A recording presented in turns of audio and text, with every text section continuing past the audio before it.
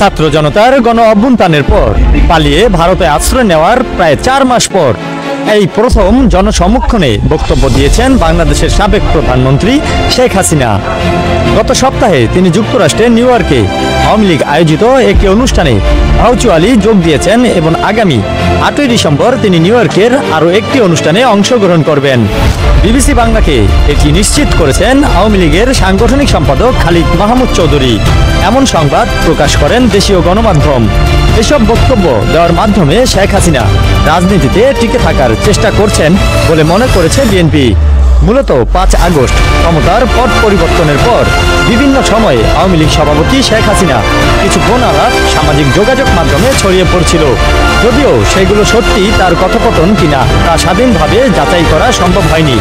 তবে সেই রেকর্ডগুলোতে তার দলের নেতাকর্মীদের উদ্দেশ্যে নানা ধরনের রাজনৈতিক নির্দেশনা দিতে শোনা গেছে তাকে। কিন্তু ওই সব ফাঁস হওয়া কল রেকর্ডগুলোকে বাদ দিলে শেখ হাসিনা এবার এই প্রথম জনসমক্ষণে বক্তব্য দিতে দেখা যাচ্ছে।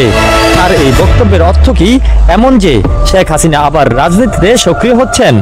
শেখ হাসিনা রাজনীতিতে সক্রিয় হওয়া প্রসঙ্গে বাংলাদেশ ও ভারতের মাঝে বর্তমানে যে ধরনের টানাপোড়েনমূলক সম্পর্ক চলছে, এর মাঝে হঠাৎ করে শেখ হাসিনার সরাসরি বক্তব্য দেওয়ার বিষয়টিতে অনেকেই মনে করেন যে শেখ হাসিনা কিংবা আওয়ামী লীগ বিরতি ভেঙে ফের রাজনীতিতে সক্রিয় হচ্ছে।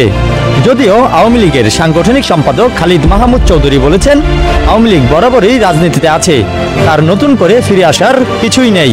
নিউ ইয়র্কে শেখ হাসিনার বক্তব্য দাবি করা বিষয়ের অন্যতম ছিল বাংলাদেশের সংখ্যালঘুদের ওপর নিরূপণ চলছে এবং তিনি তার বোন শেখ রেহনাকে খুন করার চক্রান্ত কথা হয়েছিল ইত্যাদি। শেখ হাসিনা যা বলছেন তা দেশের স্বার্থে বলছেন উল্লেখ করে তিনি আরও বলেন, দেশ এবং দুর্বৃত্তদের হাতে চলে গেছে। দেশকে, দেশের মানুষকে, দেশের সার্বভৌমত্ব রক্ষা করা আওয়ামী লীগের নৈতিক দায়িত্ব, কারণ আওয়ামী লীগ এই দেশের সৃষ্টির সাথে জড়িত। এদিকে বৃহস্পতিবার সাবেক প্রধানমন্ত্রী শেখ হাসিনার বিদ্বেষমূলক বক্তব্য গণমাধ্যম ও সামাজিক যোগাযোগ মাধ্যমে প্রচারে নিষেধাজ্ঞা দিয়েছেন আন্তর্জাতিক অপরাধ ট্রাইব্যুনাল।